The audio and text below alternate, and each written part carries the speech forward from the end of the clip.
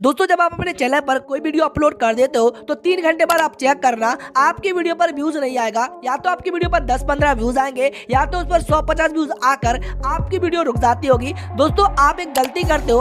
आप लोग क्या करते हो, जब आप अपने चैनल पर कोई वीडियो अपलोड कर देते हो तो 3 घंटे बाद आपको अपनी वीडियो को बूस्ट करना होता है, जो आपको नहीं पता होता है। किसी भी बड़े क्रिएटर ने आपको नहीं बताया होगा, लेकिन दोस्तों हमने आपको फुल डिटेल्स के साथ बताया है। अगर आपकी कोई वीडियो रुक जाती है तो उसको 3 घंटे बाद कैसे बूस्ट किया जाता है, कैसे इंप्रेशन बढ़ाए जाते हैं, कैसे उस वीडियो पर व्यूज बढ़ाया जाता है, सब कुछ फुल